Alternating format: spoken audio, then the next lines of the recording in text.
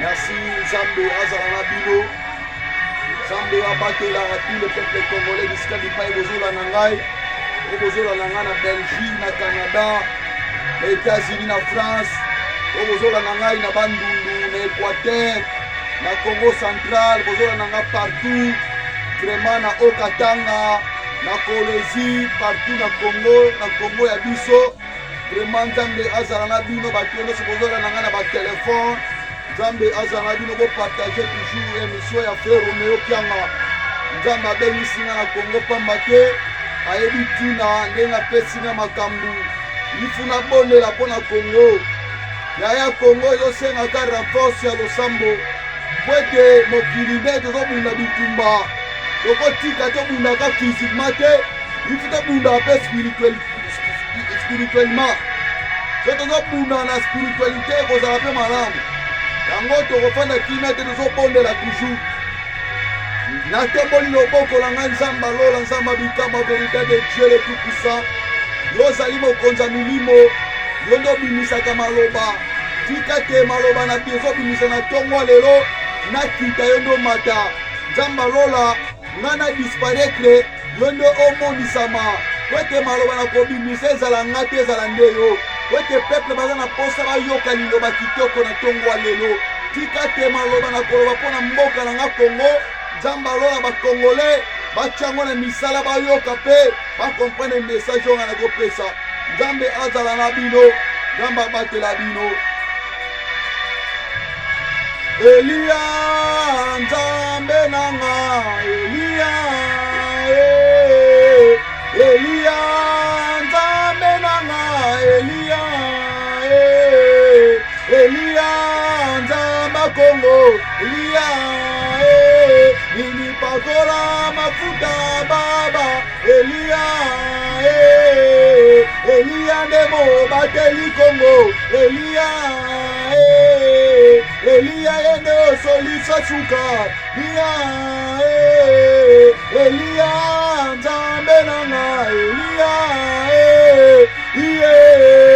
revoir encore Chama revoir encore Yahweh Chama bakongole baleli mpe minyoyo Yahweh Chama Chama Chama soliso ya suka nde Chama Yahweh boka Congo baleli mpe mingi Chama Yesu Chama Chama rekoshete mere baba Chama revoir encore Yahweh Chama peuple congolais, peuple de Dieu. Tolobelaka makambo etali mboka Congo. Tozobondela mpona mboka Congo. Drapeau ezalaka pamba te, eza musala Nzambe apesinga. Nayoka pasi na motema, Nzambe atelisa ngai ayebisanga mpona nini Congo ezobonga te. Mpona nini Congo ezobonga te, Nzambe azoloba apesi nyonso na mboka Congo. Na bapays mosusu baata na eloko malonga te, baata na richesse te, me bapays wana bazodevelope. Me eloko nini esala po te Congo edevelope te? Eloko nini esala po Congo eavance te? Quel motema? Eloko nini ebloke na mitema ba autorité ya mboka? Eloko nini ebloke na mitema toyeba te? Mbula na mbula peuple bazaka na souffrance, mbula mbula peuple bazaka na kati ya bawumbu. Tozoyeba te eloko nini ezo avance te. Tika te na ntongo lelo Nzambe apesi nini eloko mutuya. Bino nyonso ba autorité boyokanga. Makomi Nzambe ezali koloba na Jean chapitre 5 verset 2. Makomi Nzambe ezali koloba en vérité je vous dis la vérité.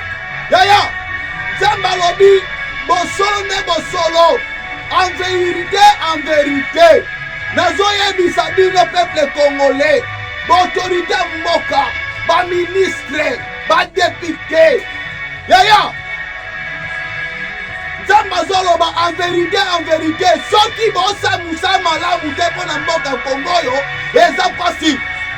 Bozo yebisa peuple que mboka na passe mais bino bandaku bozo tonga bandaku bino bozo voyager, bozo faire na bandaku climatisé, bozo vivre kitoko comme peuple bozo souffrir pourquoi? Pas luka méthode pour solution mon nisama. Et là qu'on les a freiné mboka oyo.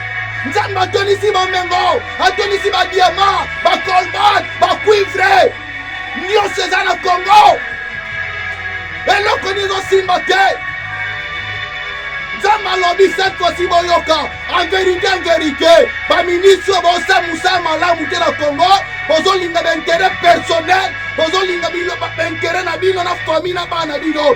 Nzambe alobi en vérité cette fois-ci azosacharge na bino, azosacharge na bino mpo bozonyokola peuple oyo.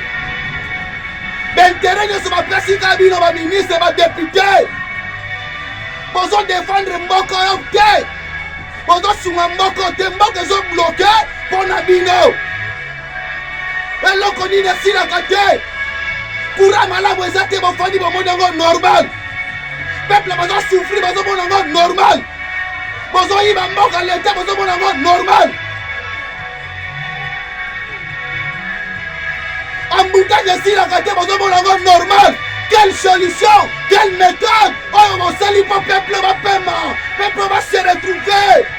Esa Nzambe pasi, Nzambe ayoki douleur, Nzambe ayoki pasi. Mboko natonisa bomengo, mboko natonisa nyonso. Mais quelle autorité, quelle autorité baoluka solution te kimia contre mboka pasi esila. Eloko nini esilaka te, baoluka méthode. Toi ne posa ba français belé te, bolobela biso ka ba français me mboka ezokufa. Bolobela biso ba français me solution emonana te. Bon voyage à Bokendaka, porte des États-Unis, bon mon année mboka wana basalaka, baluka ba stratégie, nenge Bokendaka libana mboka, bonjour à la Congo ba sape mboka oyo. Ezaki bokeli bana, botolisi bomengo na bilo kuna, boye na Congo bo mango. Maintenant cette fois-ci, Nzambe alobi en vérité, les la ministre et député, bilo nyonso soki bozoluka mabe na mboka oyo, Nzambe azosacharge na bino. Et la nuit ici la terre bien aimé. Peuple congolais tokolela timbula nini. Mabele za yo za nga. Nzamba pesi biso nyonso tokolela nini. Courage à la stable te. On trouve en normal. Maya malamu eza te. On trouve en normal. Banzela malamu eza te. On trouve en normal. Via ba deux compliqué. Ba tumusu ba kufa na ba souci. Bazo yeba te lobi na bango eza ndenge nini. Bon mon ngo normal. Quelle méthode? Comme méthode bozosala yaya boyoka te mawa boza na bolingo mpe peuple oyo te, boza mpe na bolingo peuple oyo Nzambe apesi bino po bokamba.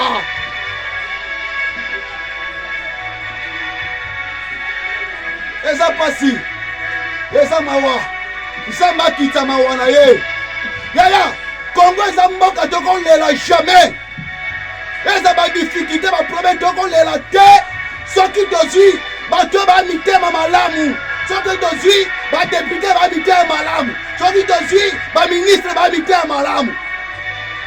Congo tokolela te, kolela na biso ezokomisa bino bisengo, bozosepela yaya ba maison nyonso bokoti ya mona tene ba mona molili. Nzambe akate balie wana na kombo na Yesu. O bolingaka peuple basouffrir bino bosepela ka au nom puissant de Jésus. Retourezongela bino boko, retourezongela bana na bino. Sabolinga peuple basouffrir bino bosepelaka, retourezongela bino rechekendere baba au nom puissant de Jésus. Ekomi mama trompette neti mama jini tuluka bosa musala mpona peuple oyo. Peuple bakufa na badouleur na basusi. Mutu moko akomi na age ya mokolo azoyeba te obanda mpe osuka wapi, vine kosuka ndenge nini. Bovoyajaka bokenda bapoto, bokenda balibanda mboka, bomona ndenge bavivraka. Nazoloba mpona embouteillage. Yaya bastratégie nyonso bosala mpona osisa embouteillage. Yaya nabanda koloba mpona Congo. On a prié bomona ngotina ke bomona ete okosa. Bolinga bato libanda ba mindele ba ya babuta poto ba ko sisa montage zo boma bato. Mais celui-là m'a conseillé sa montage dans ma banque on a dit non boko. Voilà conseillé sa montage dans la banque on a dit non. Yaya ba chaka bato ba sa kana nzela. Bolinga montage si la tena comprendre bino. Autorité bolinga montage si la tout ça la kana bulu yeke. Na comprendre bino. Tokolobe la suma kama montage awate. Pote ba comprendre bozolinga montage si la te. Pour comprendre tout ça la kana ba désordre. Mboka nini ça la désordre. Mboka nini ville ya mwana ka désordre de ville à Kinshasa. Désordre comme partout. Toyeba te. Tosuka to kende wap. Nzamba sunga bino. Nzamba battre la chef de l'État Félix Antoine Tshisekedi. Mon président Félix Antoine Tshisekedi. Yaya, Congo no senga, kotsama ki dictature. Comme ma Congo na ba logique ebelete. Mon président, ba ministre ba kokisa, misala na bango senga dictature fo ezala. Kotika ba ministre bango laisser l'été. Oya sali musala malamu te, kanga ye même kobeta be, yo le kinzame na mawate. Tango bakomi ici temple nzambe ekomi wenze. Nzambe akomaki na temple wana pandi biloko batu nyonso. Akipaki mutu te ayokaki mawa mutu te. Abukaki nyonso. Bandeke batu bapedreki biloko na bango. Mawa ezala kaka te. Luka solution. Makambo nyonso ekomi ka normal. Ministre ayebi mbongo afandi ne normal. Mutu akosimba te justice. Costa Mutamba, Sala Musala ezomona na lisusu te. Bamiyibe bazoyiba mbongo leta bazo bloquer Congo bakanga bango. Nzamba azala bino. Nzamba abatela bino nyonso. Tokutana émission ezo bapartize émission Frère Roméo. Tokolemba te. En vérité, nazoyebisa bino. Soki bazoyoka makambo nga nazoloba te. Bozomona neti nazoleka nazosala bafanti. Nazoloba biloba. Yaya, eza pasi. Nzamba azala na bino. Na kombo na Yesu kutani. Merci Nzamba abatela bino. Amen.